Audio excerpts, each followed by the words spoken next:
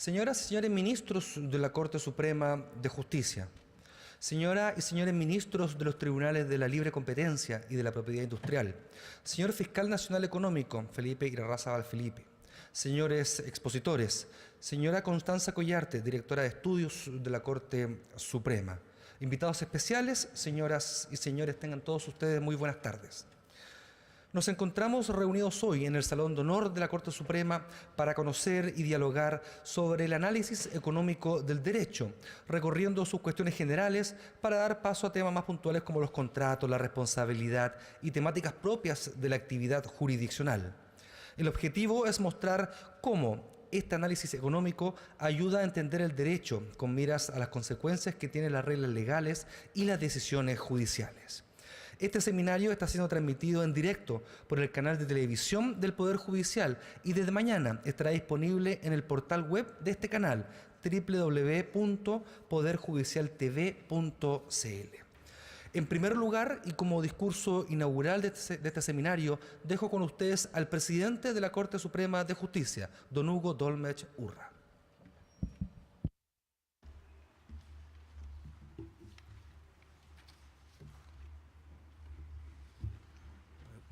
Buenas tardes, señoras y señores ministros de la Corte Suprema, señor ministro del Tribunal Constitucional,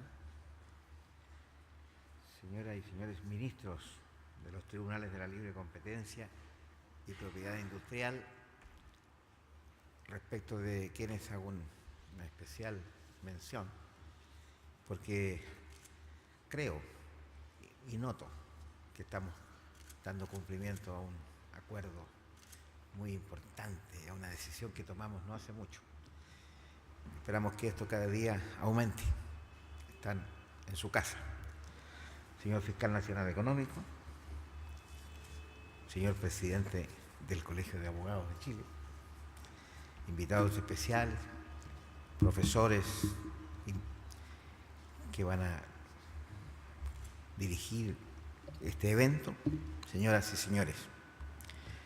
Es para mí un momento de satisfacción y orgullo dar la bienvenida a este seminario que organiza la Dirección de Estudios de la Corte Suprema. La actividad forma parte de una línea de acción iniciada tiempo atrás por este tribunal que busca aproximar este poder del Estado a las expresiones más actuales del conocimiento jurídico. En esta ocasión damos paso a un seminario sobre análisis económico del derecho, respecto de lo cual me permitiré hacer algunas consideraciones generales que estimo indispensables. Si uno se pregunta, ¿qué es el análisis económico del derecho? Como respuesta, más que definirlo, bien puede acudirse a las diferencias que tiene la percepción de las normas jurídicas para quien las observa. En efecto, mientras los juristas y nosotros que aplicamos y convivimos con el derecho se han centrado tradicionalmente en la cara explícita de los mandatos, esto es, en lo que dicen las reglas a las personas, pero de un tiempo a esta parte, algunos académicos dirigieron su mirada ya no a lo que dicen esas reglas, sino a lo que sucede en el mundo real con esas reglas, y en particular con los incentivos que ellas generan en las personas, en cómo influye el derecho en la conducta de los individuos. En síntesis, el análisis económico del derecho utiliza la teoría económica para explicar el sistema jurídico, y ello se materializa en dos enfoques fundamentales. Saber cuál es el efecto que tiene una determinada regla legal sobre el comportamiento de las personas y establecer si ese efecto es el socialmente buscado. Detrás de esta mirada económica está el hecho que la ley opera como un modificador de los incentivos que tienen las personas. El objetivo que persigue la ley es, mediante la generación de alicientes, modificar el comportamiento real de los individuos, de manera que se alcancen resultados deseables, tales como disminuir los delitos o contribuir al cumplimiento de los contratos, por ejemplo. Ciertamente, la gran contribución de esta mirada es propender a considerar las condiciones económicas que se encuentran inscritas en las decisiones legales, herramientas que permitan demostrar si esas decisiones se ajustan o no a los objetivos que se tuvieron en mente al redactar las reglas. Por cierto, la definición y especificación de cuáles son esos objetivos deseables corresponde a la política, formulada en los espacios de deliberación democrática creados al efecto, en que definen qué situaciones son mejores para la sociedad, lo que supone necesariamente emitir juicios de valor. En este lugar es donde importan consideraciones sobre la justicia, la equidad, la protección de ciertos bienes jurídicos y los valores morales, entre otros, ya que todos ellos son necesarios a la hora de recomendar leyes o políticas. Sin embargo, esta perspectiva de análisis económico no solo juega un rol preponderante a nivel de revisión legislativa, sino que, y en lo que viene a convocarnos, la decisión legal por excelencia en la que influye el análisis económico del derecho es la decisión judicial. De ahí que no puede causar extrañeza que dos de los más grandes exponentes de esta materia hayan ejercido como jueces, como lo son los profesores Richard Posner y Guido Calabresi, quienes se han desempeñado como magistrados de circuito en los Estados Unidos. Y, querámoslo o no, las decisiones de los tribunales tienen consecuencias objetivas en la realidad, pues no son inocuas ni irrelevantes. Ello, por cierto, no significa de modo alguno que los jueces debamos abandonar los roles institucionales consagrados en la Constitución Política de la República.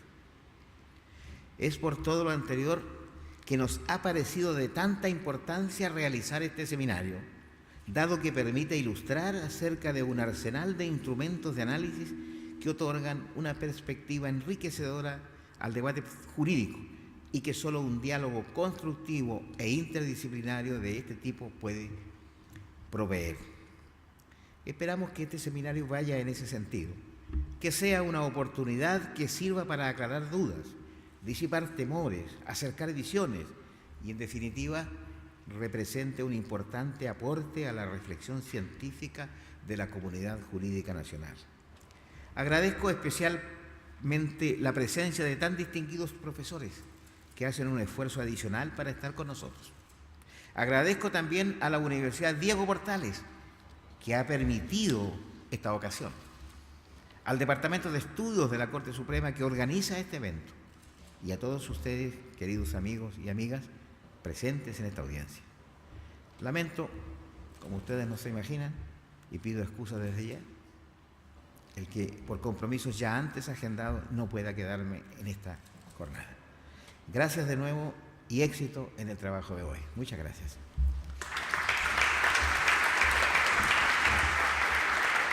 Agradecemos las palabras del presidente de la Corte Suprema y, como él mismo dijo, por razones de agenda deberá retirarse de este seminario. Muchas gracias por su presencia, presidente. Muchas gracias, ¿no? Adiós. Invitamos a continuación a los integrantes del primer panel, por favor.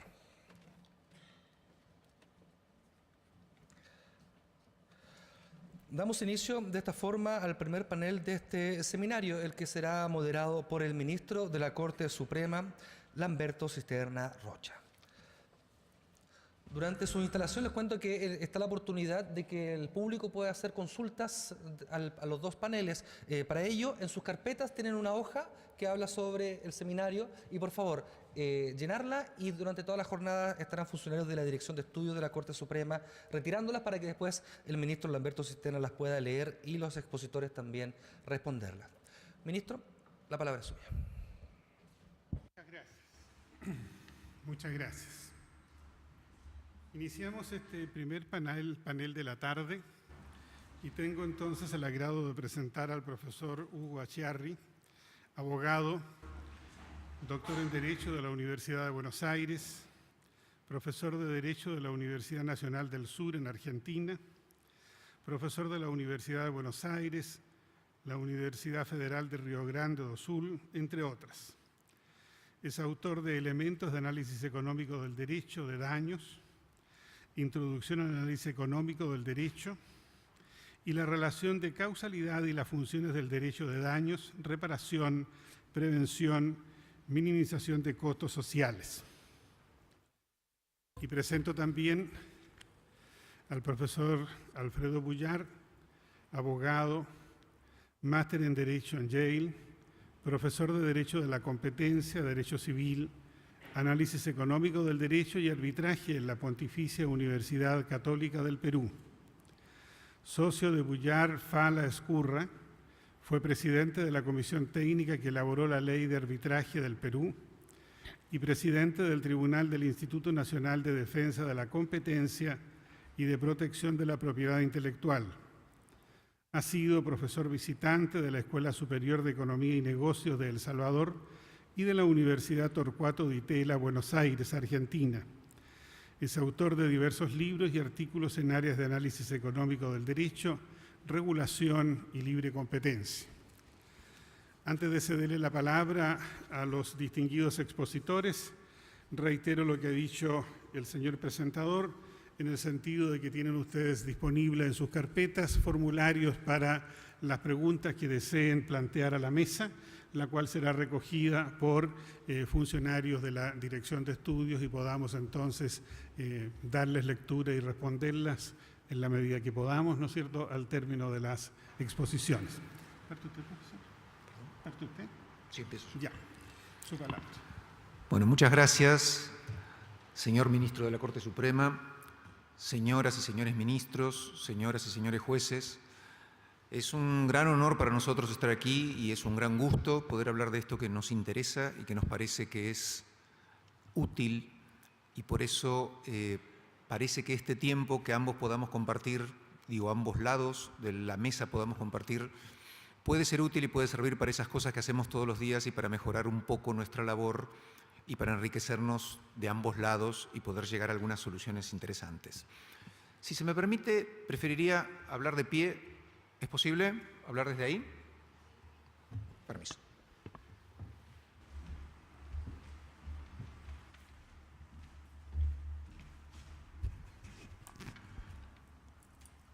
Mi idea originaria era hacer una presentación PowerPoint que tenía algunas cosas bastante llamativas, porque es una hora después del almuerzo, en la cual parece que ponerse a hablar de cosas un poco aburridas es complicado y es mejor ser más gráfico que conceptual.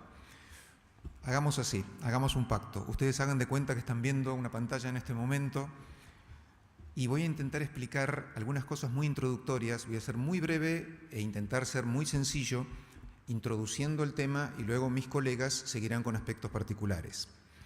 Pero el problema principal que solemos tener cada vez que hablamos de análisis económico del derecho en Latinoamérica es que si viniéramos a hablar de derecho comercial, de derecho civil o de derecho constitucional, todos sabríamos de qué vamos a hablar y luego podríamos desarrollar aquello que ya sabemos dónde está encuadrado.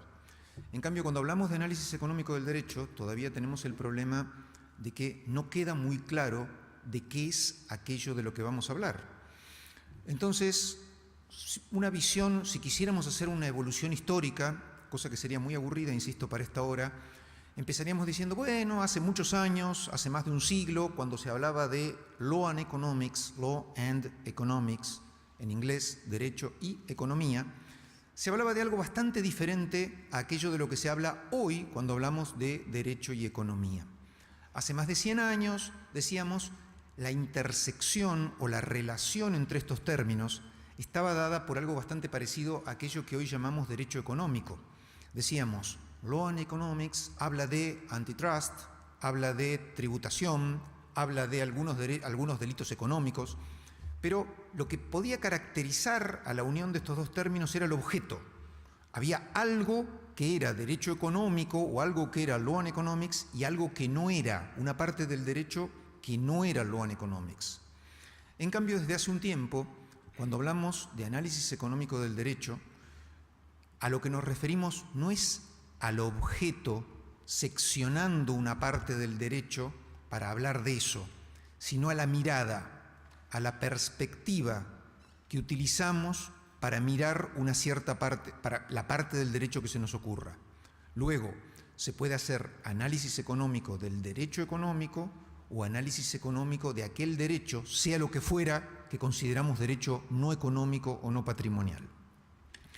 Pero decía que mi idea era no traer una perspectiva demasiado tradicional en la presentación, sino hacer algo diferente que alguna vez, leyendo al filósofo García Morente, probablemente muchos de los presentes lo habrán leído, decía algo así como: una cosa es mirar un mapa de París y aprenderse de memoria las calles, y otra cosa es caminar, hacer un pequeño paseo por unas calles de París. El conocimiento que tomamos en uno y en otro caso es diferente.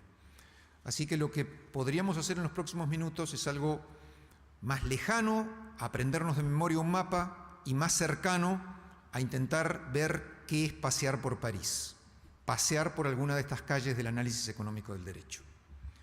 Y si aquí hubiera una pantalla y estuviéramos exponiendo, íbamos a intentar explicar esto de este modo.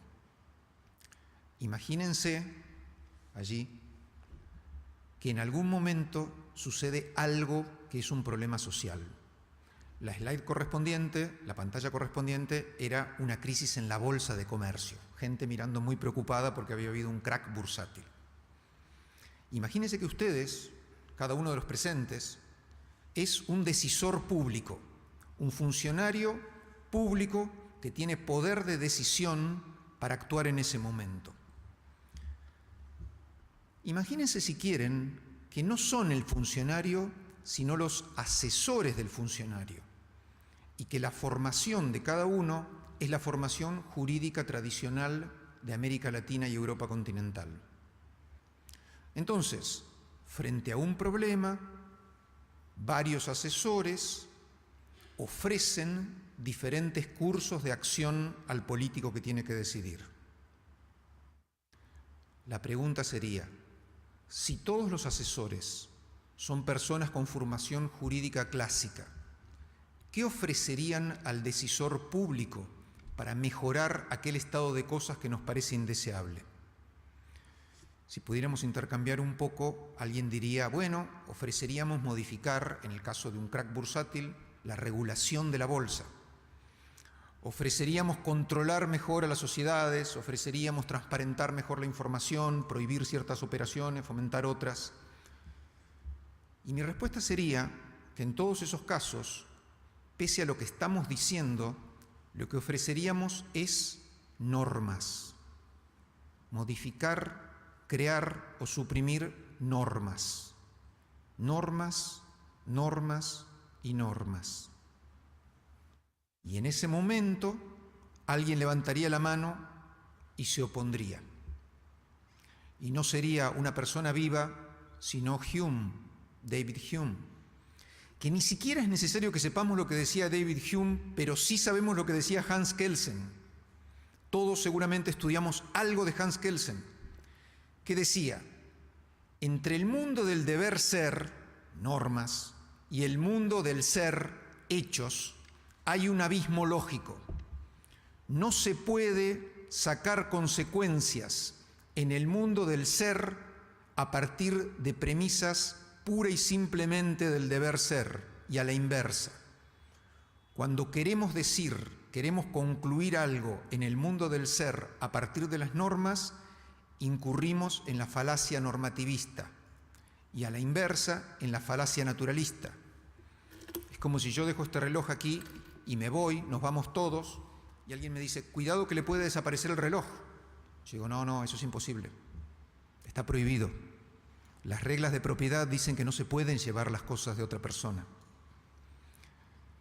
Ese modo de pensar quizás me haga perder el reloj. No es muy valioso, pero quizás me lo haga perder.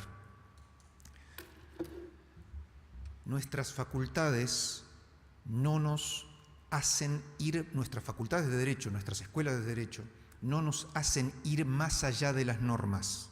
Somos profesionales en el manejo, lectura, interpretación, producción y aplicación de normas.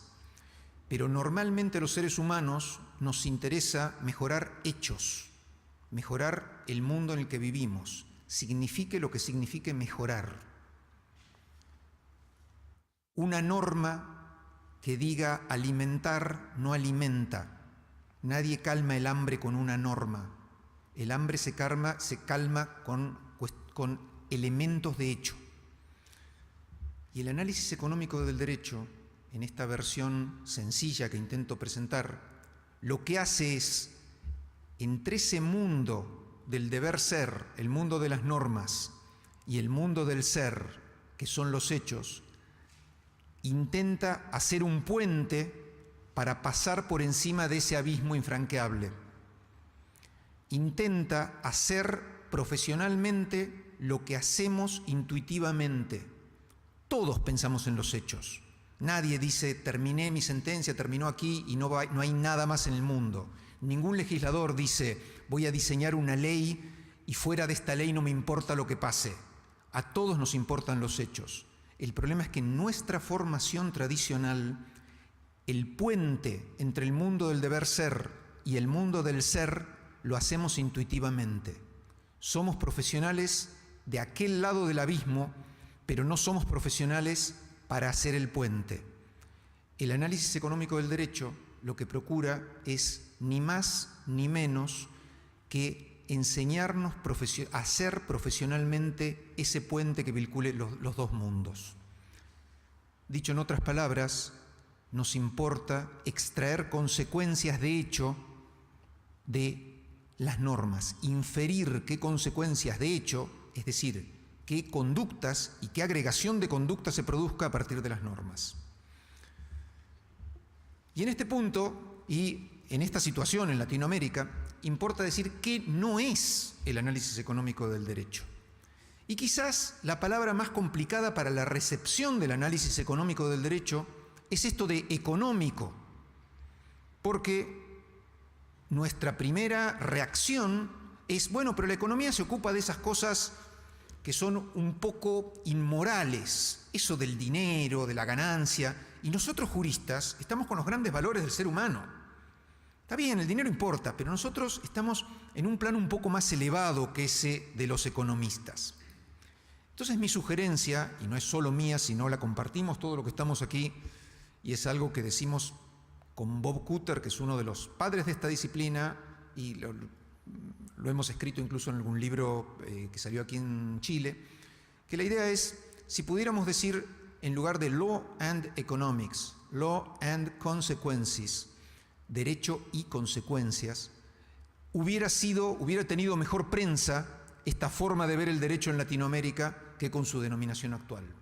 Luego, pensemos débilmente simplemente que vamos a estudiar o vamos a ocuparnos de consecuencias de las normas. Luego, otro de los problemas, además que la mayoría de la literatura del análisis económico del derecho está en inglés, es otro problema de idioma, que es esto de los modelos, los gráficos y la matemática. Parece que nuestra formación nos hace ser muy renuentes a meternos en todo lo que sea modelos o matemática. Y lo que me parece importante transmitir es que la matemática o los modelos sirven solo en tanto y en cuanto sean un instrumento para permitirnos desarrollar de mejor modo estos razonamientos. Si no sirven para eso, son simplemente adornos que obstaculizan la comprensión de estas cosas. Pero esta idea de modelo, pensemos no en un modelo matemático, sino en un modelo conceptual. ¿Tiene sentido hablar de modelos, de simplificaciones? Bueno, yo creo que hay un ejemplo extraño al derecho tradicional, y un ejemplo interno y muy caro al derecho tradicional que nos explican para qué sirven los modelos. El primero es la cartografía, los mapas. Un mapa es una simplificación muy evidente del mundo real, del mundo geográfico. Pero ¿alguien podría decir que los mapas no sirven por ser simples y que deberían ser tan detallados que describieran con todo el detalle el relieve y las otras circunstancias del territorio? Borges, para los que les guste la literatura, tiene un breve relato en el cual dice que la cartografía se había desarrollado en un imperio de un modo tan perfecto que los mapas habían logrado reproducir íntegramente el territorio y tenían el mismo tamaño del territorio. Luego se habían tornado completamente inútiles y hasta el día de hoy se encuentran pedazos de esos mapas volando por el territorio de ese imperio. Así sería una descripción de la realidad, así de precisa y así de inútil sería una descripción de la realidad que no simplificara. Simplificar es necesario. Es necesario abstraer y simplificar para poder razonar. Y lo hacemos en el derecho frecuentemente. Cuando decimos buen padre de familia, cuando decimos buena fe, condensamos un montón de ideas en un concepto más o menos simple que no sigue todo el detalle. Y esto me parece que es importante para entender que no solo los modelos que utiliza el análisis económico son útiles, sino también lo hacemos para razonar en el derecho tradicional, lo que hacemos es recurrir a estos modelos. Y un punto altamente relevante, más cuando hablamos con jueces, con operadores del derecho real, es, bueno, pero ¿para quién sirve el derecho? Porque el derecho, el análisis económico del derecho. Porque uno puede decir, bueno, en el common law los jueces tienen un amplio margen de discreción, crean el derecho, pero aquí en el derecho continental lo aplicamos. Nosotros nos limitamos a invocarlo desde afuera de los tribunales y a aplicarlo desde los tribunales. Entonces no hay margen para hacer este tipo de consideraciones sobre las consecuencias. Mi idea es que, muy por el contrario de lo que creemos, muchas veces los jueces del civil law, los jueces del derecho continental, tienen más margen de apreciación incluso que los jueces del common law. Pero no es necesario entrar en este debate y resolverlo. Al menos ustedes saben que todas las mañanas cuando se enfrentan a la decisión de un caso, tienen un margen de decisión. Cuando tienen que decidir si la publicidad es adecuada o inadecuada, la información que brindó la empresa es suficiente o insuficiente, hubo culpa o no hubo culpa, tienen un margen de decisión importante y las consecuencias de las decisiones pesan en nuestra mente al momento de decidir. La diferencia, como ya va a decir seguramente Alfredo Bular luego, es que el análisis económico del derecho es sentido común educado, sistemáticamente educado. Luego, no es que no consideremos las consecuencias, sino que las consideramos de un modo que a veces nos pasa desapercibido.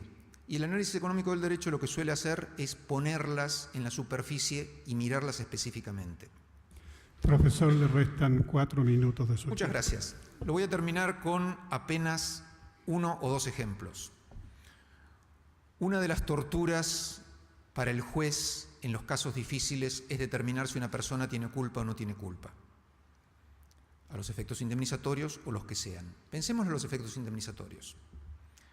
En el año 1947, un juez norteamericano que era jurista, pero que a la noche leía economía, filosofía y otras cosas, era un juez muy culto, el juez Learned Hand tuvo que resolver un caso.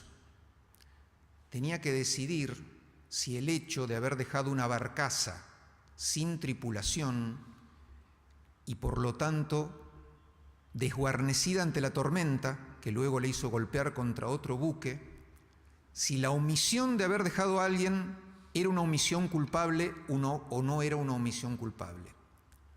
Y decidió aplicar una fórmula que tiene 3 variables y un conector, que es dicha en palabras más o menos lo siguiente: usted es culpable cuando no toma medidas de un costo que equiparen al costo esperado del daño. Pero cuidado, no era necesario, no era fatal que se produjera la colisión entre barcos, solo era probable. Y por lo tanto, ustedes, aunque valoren mucho su vida, yo creo que no toman medidas de precaución tan graves o tan drásticas para sucesos que son improbables, porque consideramos la probabilidad. Luego, decía esta persona, este juez, no tiene sentido tomar precauciones por 1.000.000 para prevenir un daño de 1.000, y a veces no tiene sentido tomar precauciones por 1.000 para prevenir un daño de 1.000, pero sí tiene sentido tomar precauciones que computen la probabilidad que alcancen a la probabilidad por el monto del daño. Luego, en cuanto más grande sea el daño previsible en caso de producirse y cuanto más grande sea la probabilidad, mayor sentido tiene que tomemos precauciones. Si el daño es muy grande, pero la probabilidad es muy chica, solo deberíamos tomar menos, y si se produce, mala suerte. Esto se concretó en una fórmula de 3 variables. Cuando ustedes la ven, parece una fórmula matemática sofisticada, pero Hahn dice no estoy inventando nada. Solo estoy poniendo explícitamente lo que tiene en la cabeza un juez con un adecuado sentido de justicia. Ayuda, en definitiva, a ser explícito y estudiar sistemáticamente aquello que ya hacemos implícitamente y a veces de modo oscuro. Ayuda. Cuando se transparentan nuestros mecanismos de decisión, decidimos mejor. Cuando las razones ocultas de nuestras decisiones empiezan a ser visibles, pensamos mejor en esas razones y utilizamos mejor esas razones. Si sirve para algo de aquello que vamos a hablar durante esta tarde, sería para eso. Si el análisis económico del derecho nos sirve para argumentar mejor, para hacer mejores leyes, para decidir mejor y para mejorar de algún modo la vida de la gente, no sirve para nada. Los que estamos aquí creemos que sirve. Muchas gracias.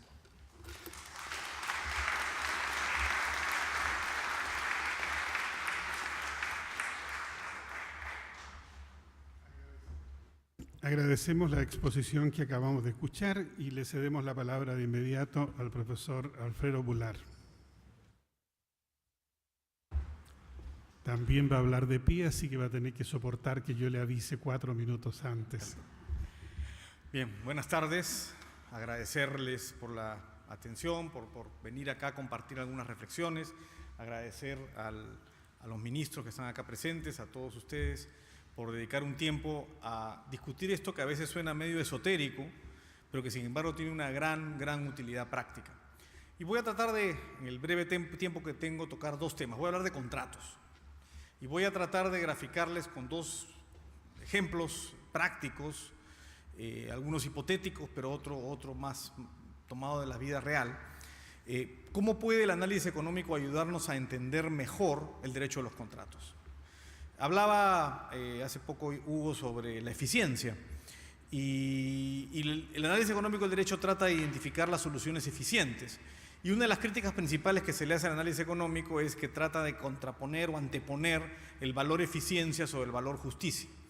Pero como bien dice Guido Calabresi, lo comentábamos esta mañana en una reunión, en un mundo donde los recursos son escasos, desperdiciar es injusto. Y lo que ayuda al análisis económico del derecho es a evitar el desperdicio de los recursos a través de entender las consecuencias de las normas. Uno puede colocarse ciertos fines y llegar a la conclusión que una decisión de cierto tipo de justicia es mejor, pero siempre hay formas de conseguir esa solución de una manera más eficiente. Entonces voy a tocar 2 temas. El primero es, ¿por qué los contratos? ¿Por qué tenemos contratos? ¿Dónde se origina la lógica de los contratos y cómo la economía nos ayuda a entender la lógica de los contratos? Y alguien que nos ayudó a entender el concepto de eficiencia, que está muy vinculado a los contratos, es un viejo economista. De hecho, no era propiamente un economista, era un ingeniero, pero formuló un principio económico que se ha utilizado a lo largo de toda la historia de la economía, que se llamaba Wilfredo Pareto. Y Pareto formuló 2 conceptos que suenan complicados, pero que en realidad son muy simples. Primero, habló de lo que él llama el óptimo de Pareto. ¿Y qué es el óptimo de Pareto? El óptimo de Pareto es una situación, según los términos del propio Pareto, en la cual se dice que estamos en una situación óptima, entendida como una situación que ya no podemos mejorar, estamos en una situación óptima, si es que la única posibilidad de que alguien mejore es que alguien empeore. Es decir, si la única posibilidad para mejorar es que alguien esté peor, es decir, que tenga que redistribuir de alguien hacia otro, es que estamos ya en una situación óptima, porque hemos llegado a una muy buena asignación de recursos. El segundo concepto fue el criterio de Pareto. El criterio de Pareto compara 2 situaciones y dice lo siguiente: una situación posterior es mejor que una situación anterior si alguien ha mejorado y nadie ha empeorado. Es decir, en este grupo, si uno está mejor y todos estamos igual, hemos mejorado. Ustedes dirán, ¿y para qué sirve todo esto? Y se los voy a explicar con un ejemplo sencillo. Voy a sonar un poco sexista, lo que pasa es que el ejemplo es muy claro y muy gráfico si lo explico de esta manera, y como todo lo que hacen los economistas es asumir, voy a asumir algunas cosas. Asuman ustedes que el mundo acaba en estas 4 paredes y que somos los únicos habitantes que existen en este mundo. Y en este mundo hay solo 2 tipos de bienes: máquinas de afeitar y lápiz de labios. Y voy a asumir, lo cual no necesariamente es cierto, que los lápiz de labios son preferidos por las mujeres y las máquinas de afeitar preferidos por los hombres. Es decir, que hay una preferencia y uno se siente más satisfecho si es un hombre con una máquina de afeitar y una mujer con un lápiz de labios. Y voy a asumir que tengo acá una caja delante llena de máquinas de afeitar y lápiz de labios, y voy a asumir que tengo suficientes unidades de las 2 cosas sumadas para darle 1 a cada uno. Pero ojo, no estoy diciendo que tengo suficientes lápiz de labio para todas las mujeres ni suficientes máquinas de afeitar. Simplemente tengo un número que sumado es lo mismo. Y decido repartirlo random. Meto la mano y voy entregándole 1 a cada uno de ustedes. A la suerte. Con la repartición inicial, algunos hombres están contentos porque tienen su máquina de afeitar, algunas mujeres están contentas porque tienen su lápiz de labio, pero algunos hombres tienen lápiz de labio y algunas mujeres tienen máquinas de afeitar y quisieran tener otra cosa. Estamos en una situación subóptima en términos de Pareto, porque no estamos tan contentos como podríamos estar. Y yo les hago la siguiente pregunta: ¿cómo mejoramos? Y ustedes ya están pensando en la respuesta. Hacemos una permuta. Es decir, celebro un contrato muy básico en el cual yo te entrego una máquina de afeitar a cambio de un lápiz de labio. Y al momento que se produce ese intercambio, ¿qué ocurre? El hombre que recibe la máquina de afeitar mejora y la mujer que recibe el lápiz de labio mejoran. Los 2 están mejor. ¿Y cómo estamos los demás? Igual. ¿Eso qué quiere decir? Que bajo el criterio de Pareto, alguien, en este caso 2 personas, han mejorado y todos los demás estamos igual. La sociedad ha mejorado. Automáticamente comienzan ustedes a repetir el ejercicio de hacer el mismo intercambio, los que pueden hacer intercambio, hasta que llega un punto en el cual ya no se puede intercambiar. ¿Por qué? Porque todos los hombres tienen máquinas de afeitar o todas las mujeres tienen lápiz de labio. En ese caso, ya no es posible mejorar porque los intercambios no nos van a mejorar la situación. Estamos en una situación óptima. Por supuesto que óptimo no significa que todos están contentos, porque de pronto hay algunos hombres que se quedaron con un lápiz de afeitar y ya no tienen con quién cambiarlo. Pero dados los recursos existentes, estamos lo mejor que se puede. Lo mejor que podemos estar, dada la dotación de recursos existentes. Es un ejemplo, digamos, de alguna manera manipulado porque es más compleja la economía que los intercambios como los acabo de escribir. Pero el ejemplo va dirigido a destacar una cosa. Si ustedes se dan cuenta, el camino hacia el óptimo, ¿cuál es? El contrato.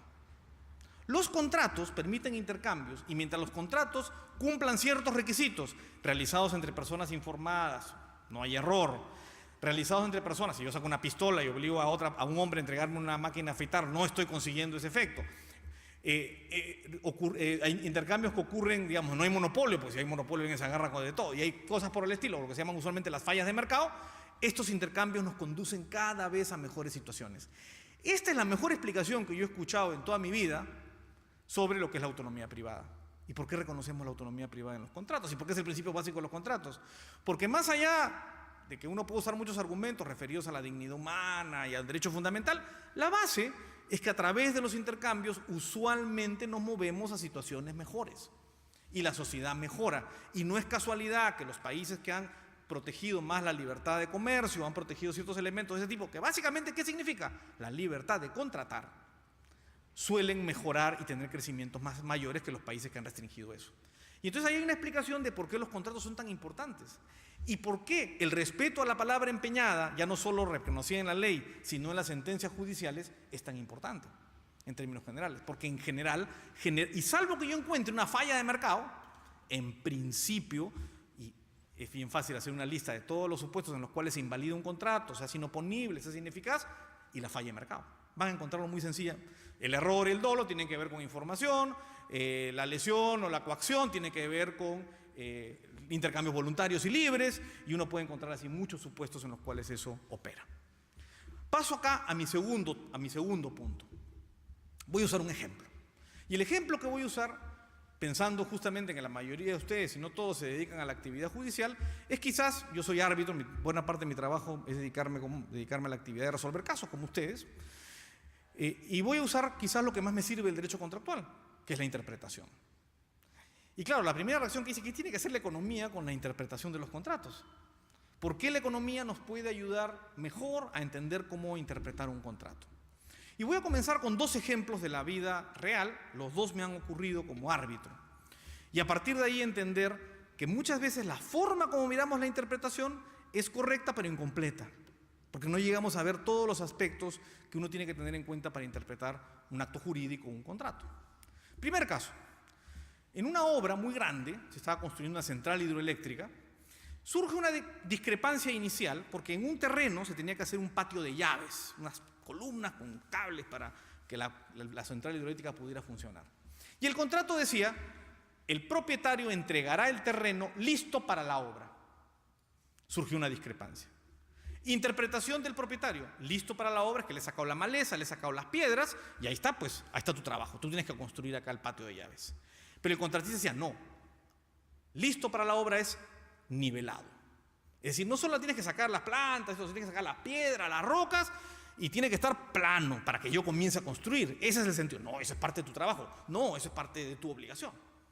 Y en esa discusión comienzan a perder tiempo porque no se ponen de acuerdo y el patio de llaves no se construye. Y se comienza a afectar el cronograma de obra, la ruta crítica, y uno comienza a darse cuenta que la obra va a costar un montón más porque se están demorando en decidir qué se hace con el terreno. Luego de una larga discusión, celebran un acta que se incorpora al contrato como una adenda y dice: el contratista nivelará el terreno. Punto, no decía más. El contratista nivelará el terreno.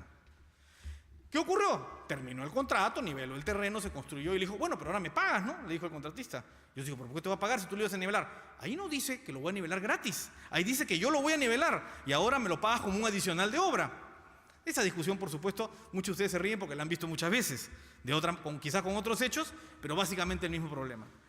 Y yo estoy en la tribunal arbitral y veo esta discusión y comienzo a mirar los documentos y ¿qué estaba claro?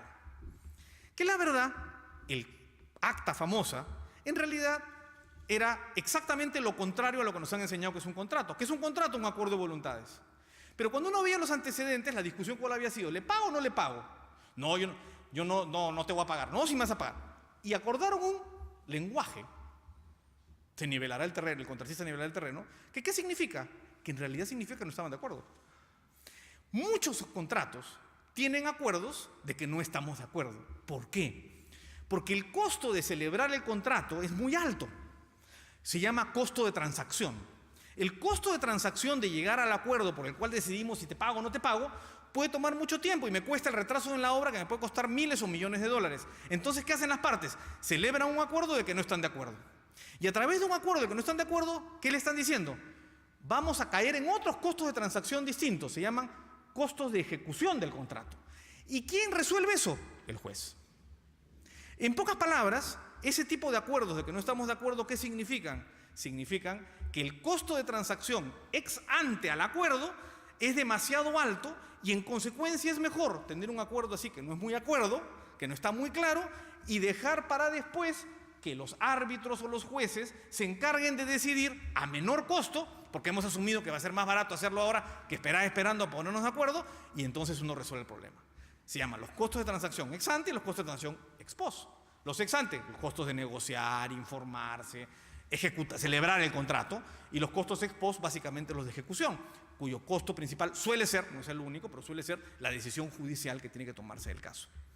Si ustedes se dan cuenta, casi todos los casos que ustedes tienen de interpretación contractual son un problema parecido. Son contratos que no fueron claros.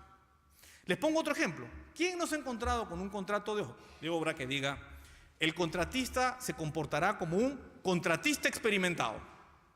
Punto, no dice más. Por supuesto que yo puedo celebrar un contrato de 2000 páginas donde he detallado cada una de las actividades que tiene que hacer el contratista. Con todo detalle, el tamaño del ladrillo, metodología de construcción.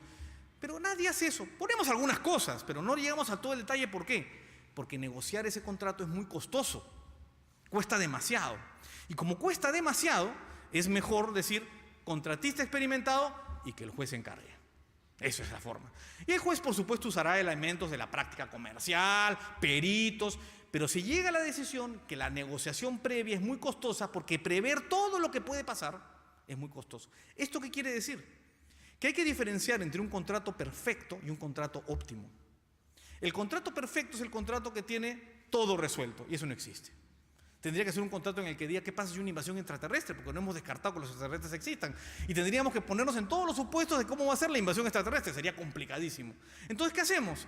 En un momento decidimos, viendo las cuentas de los abogados que se van acumulando conforme van redactando el contrato, que mejor cortamos aquí, dejamos el contrato, colocamos algunas cosas genéricas que demuestran que no estamos de acuerdo en todo, porque no nos hemos puesto de acuerdo en todo, y que el juez se encargue. ¿Y cómo se encarga el juez? A través de dos mecanismos, la interpretación y la integración, que si ustedes se dan cuenta, no son tan distintas bajo esta perspectiva. En el fondo, decir contratista experimentado es un acuerdo de que todavía no estamos de acuerdo sobre todos los detalles que hay que aplicar en el contrato. Esto ayuda mucho a entender la teoría de la interpretación. Primero, quien no ha leído un contrato dice que malo el abogado que no se dio cuenta. Y en realidad no, de repente es un buen abogado porque dijo, no, sabes que el costo de redactar esto es muy costoso, mejor dejémoslo así, como acuerdo que no estamos de acuerdo, y después que los jueces lo resuelvan a un costo menor, pensando en todas las posibilidades que uno tiene. Y esto ayuda a entender las técnicas de interpretación. Una cosa que es común en los códigos civiles es que tienen los métodos de interpretación repartidos, pero no explican en qué orden se aplican. Y uno, la verdad, sufre y dice, usualmente todos entienden que el literal, y eso desde el punto de vista económico es lógico, usar el literal primero. Vamos a explicar por qué en el poco tiempo que me queda. Pero voy a tratar de proponerles una interpretación distinta, es usada por Cohen y también por Richard Posner, para entender los métodos. Él clasifica los métodos de interpretación en dos grupos. Lo que llaman el método textual y el método contextual. El textual, aquel que se limita a las 4 esquinas del contrato.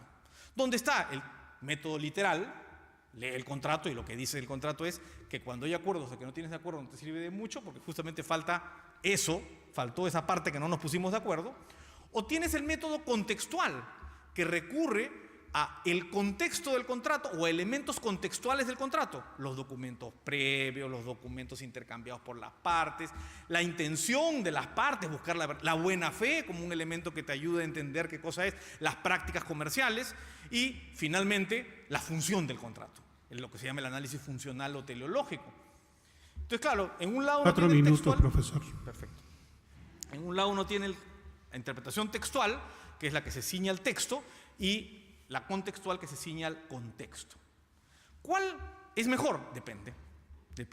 Pero lo que la lógica económica indica es que el texto suele representar mejor lo que las partes querían que un acto de adivinanza. Entonces, por eso es que casi siempre, comenzamos con el método textual. El contrato me resuelve o no el problema. Si el contrato es claro, se acabó la historia. O recurrimos al contextual, que tiene el problema, que puede introducir elementos que no necesariamente reflejan el acuerdo, pero que nos ayudan a entender en el contexto cómo funciona. Y esto básicamente desde la lógica de los costos de transacción y entender que de alguna manera al juzgador le corresponde a través de la interpretación resolver este dilema del acuerdo de que no estamos de acuerdo. Y les voy a poner un caso para graficarlo. El caso es el caso del navío Peerless, es un famoso caso de la jurisprudencia, en el cual básicamente lo que ocurrió fue lo siguiente. Un barco, más bien, una persona compra algodón y en el contrato se pone el algodón llegará en el próximo viaje del navío Peerless. Entonces todos firmaron el contrato, todos felices y contentos, y de repente descubrieron que habían 2 Peerless. Y los Peerless llegaban en fechas distintas. Y la fecha en que llegaba impactaba el precio del algodón porque el algodón vale distinto en cada época del año. Y gran discusión sobre a qué navío Peerless se referían, ¿no? Y uno decía que se refiere al Peerless que llega primero y el otro que el Peerless que llegaba después. Entonces, ¿qué cosa es lo que ocurre ahí? Uno tiene un problema de interpretación de qué quiere decir Peerless en el contrato. Interpretar qué quiere decir Peerless tiene una consecuencia económica que tiene que uno que resolver. ¿Cómo debe uno interpretar? Comienza con los métodos textuales. Imagínense que lee uno la palabra Peerless. ¿Qué significa Peerless? No resuelve el problema porque hay 2. Si las partes hubieran invertido suficiente tiempo en hacer el contrato, quizás hubieran descubierto que habían 2 Peerless y entonces hubieran resuelto el problema, pero no lo hicieron. El problema ahora lo tiene el juez. Método sistemático. Vamos a leer otras cláusulas del contrato. De repente por ahí encontramos el nombre del capitán. O de repente encontramos el tamaño del buque y los Peerless son de distinto tamaño y nos puede ayudar a interpretar. Pero tampoco encontramos la solución. Y entonces uno recurre ya al tema contextual. operaciones previas entre las partes. ¿Alguna vez han usado un navío Peerless para algún contrato anterior? ¿Cómo negociaron el contrato? ¿Hay alguna referencia que nos permita deducir el mes de que llega? Y finalmente uno dice, bueno, método funcional o teleológico. Usualmente el algodón llega en tales fechas, desde el punto de vista de la práctica comercial. Es más lógico esperar que el Peerless del que estamos hablando es este. Son todos los métodos que estamos utilizando. Los métodos van siendo utilizados según los costos para llegar a la decisión final. Pero importante, uno siempre regresa al texto. Uno va a pasar por todos los métodos, pero cuando llega al final, salvo que esté un caso de error, que es una cosa diferente, tiene que regresar al texto para saber qué es. ¿Esto qué quiere decir? Si luego de mi ejercicio interpretativo de todos los métodos contextuales llego a la conclusión que el navío es el Huáscar, estoy absolutamente equivocado porque se llama Peerless. No puedo decir que es el Huáscar, porque el texto no lo soporta. Siempre regresa uno al texto. Pero el método ayuda, y la comprensión de esto como un acuerdo que no estamos de acuerdo, ayuda mejor a entender cómo se aplican estos métodos y cómo el método contextual es un método que va, o los métodos contextuales van ayudando a resolver estos problemas. Esto es un ejercicio evidentemente muy sencillo, podemos hacer miles de ejercicios sobre términos interpretativos o sobre cualquier aspecto de los contratos, pero que ayuda a ver cómo la análisis económico del derecho te hace descubrir aspectos que uno intuye, pero que a veces no llega a formular en términos muy precisos si utiliza solamente la teoría legal. Y para eso sirve el análisis económico, para resolver problemas que, como bien decía Hugo, son una aplicación práctica de nuestro sentido común entrenado, para entender exactamente por qué los contratos son imperfectos, por qué se proponen estos métodos de solución y cómo conseguir que estos problemas se resuelvan al menor costo posible. Muchas gracias.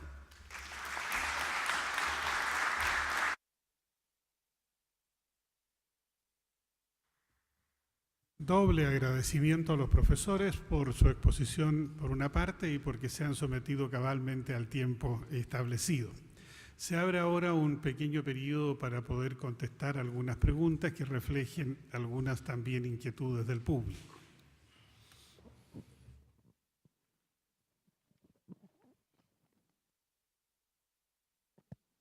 ¿Qué impacto tendrá o está teniendo la teoría del comportamiento en el análisis económico del derecho? Ejemplo, impacto del efecto posesión sobre el teorema de Keyes. ¿Cómo afecta esto la eficiencia de la compra-venta u otros contratos?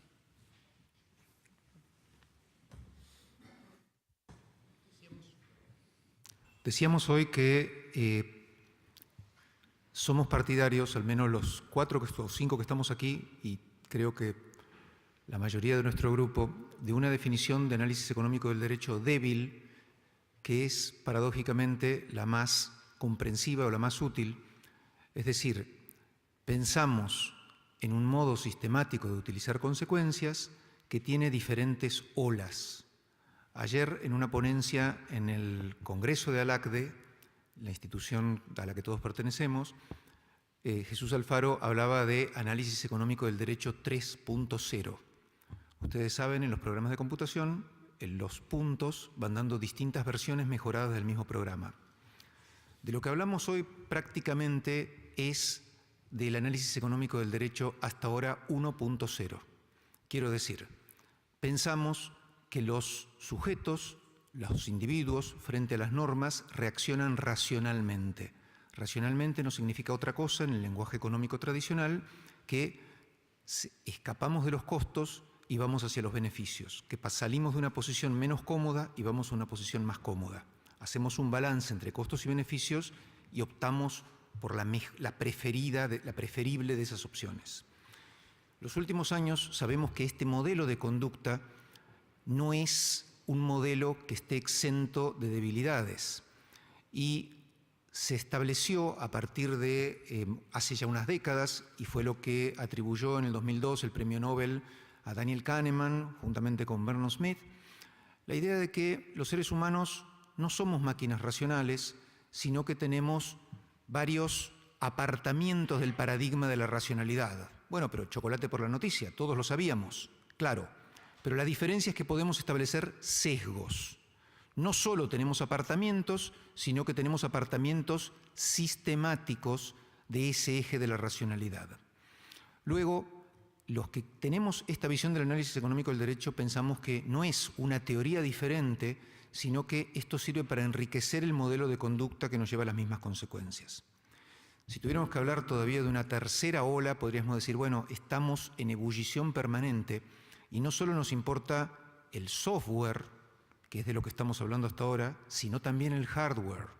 Nuestro cerebro está diseñado a través de la evolución de una manera que solo nos permite orientarnos en un sentido o en otro y no nos permite hacer ciertas cosas. Lo que aquí se pregunta en concreto es algo que creo yo que es efecto dotación, lo que se ha preguntado, y es esta idea de que no valoramos igual los bienes propios que los bienes ajenos, y hay varios ejemplos de estas cosas. A veces decimos, bueno, valoramos más el bien ajeno, el sol calienta mejor en el jardín del vecino, y otras veces decimos, valoramos más el bien propio. Son dos sesgos aparentemente contradictorios. Decimos, yo compré esta entrada en 10 pesos y en su momento estaba al borde de decir 10 pesos o era el límite al cual comprarla o no comprarla. Si me la cobraban 11 no la compraba, pero hoy aunque me ofrezcan 11 no la vendo porque lo mío vale más. Luego, estos sesgos alteran los presupuestos de racionalidad clásico y el teorema de Coase no es más que una aplicación teoremática de esas ideas de racionalidad. Luego, en mi opinión personal, y creo que compartimos todos, estos sesgos deben ser atendidos. Y podríamos dar algunos ejemplos si tuviéramos una pizarra de cómo deben ser atendidos, por ejemplo, en el derecho del consumidor.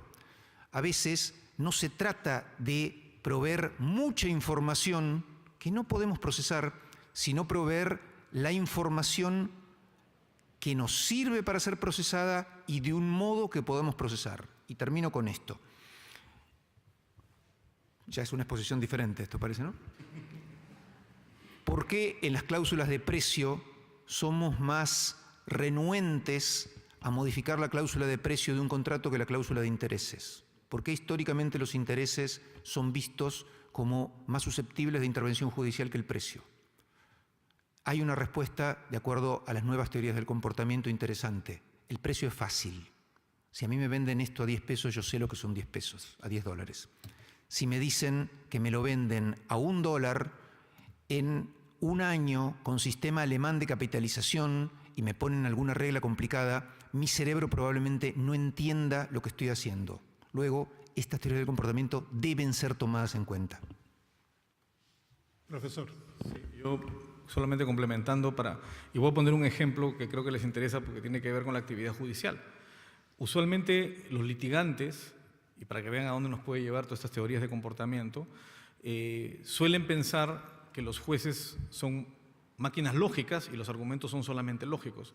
Sin embargo, la teoría del comportamiento, al mostrar que los individuos se mueven por patrones no necesariamente racionales o consistentes con cierta racionalidad, los litigantes pueden descubrir formas de influir en los jueces a través, por ejemplo, de aprovechar estos sesgos o aprovechar las emociones. Yo les pongo un ejemplo solamente para graficar lo sensible que puede ser a elementos de comportamiento que ahora se estudian, como esta nueva economía conductual o estos nuevos... Hay un experimento hecho en Israel con jueces, en los cuales se escogieron jueces que concedían libertad condicional. Entonces tenían que decir libertad condicional. ¿Dejaban libre a la persona o la dejaban en la cárcel? Se estudiaron más o menos 1.250 sentencias de estas personas y se estableció un patrón de cómo se daban las sentencias durante el día. ¿Y qué se descubrió? Que a ciertas horas del día el nivel de ser liberado era mayor que a ciertas otras horas del día. Y que de repente iba cayendo durante el día y de repente había un salto y después volvía a caer. Y trataba uno de encontrar la explicación, le ponían los expedientes más difíciles, los más fáciles, y la explicación fue bien simple. Los jueces después de comer liberan más que luego de comer. Es decir, conforme uno recién come, el cerebro toma una decisión muy distinta como la toma después de unas horas de haber comido. ¿Y por qué? Porque el cerebro está diseñado para tomar decisiones a espaldas de nuestra conciencia, por razones de evolución, de cómo se dio la evolución. Entonces, ¿qué ocurre? Cuando el cerebro detecta que baja la cantidad de glucosa, automáticamente funciona como un celular, comienza a desactivar ciertas funciones, entre ellas la función de pensar. Y como liberar a alguien requiere más razonamiento, el cerebro comienza a distraer y dice, deja de pensar, tengo que comer. Porque la gente que comió sobrevivió más que la gente que pensó en ciertas circunstancias cuando tenían hambre. Y el cerebro nos hace tomar ese tipo de sesgos. Y es importante saberlo. sobre todo si uno es juez, para evitar que eso lo influya y para llevar sus sanguchitos durante la sesión, para estar continuamente atento respecto de lo que va a ocurrir. Tendremos presente lo que ocurre a los jueces de Israel, ¿no es cierto? ¿Alguna otra pregunta? Vamos entonces a comer. Vamos a tomar un café. Muchas gracias.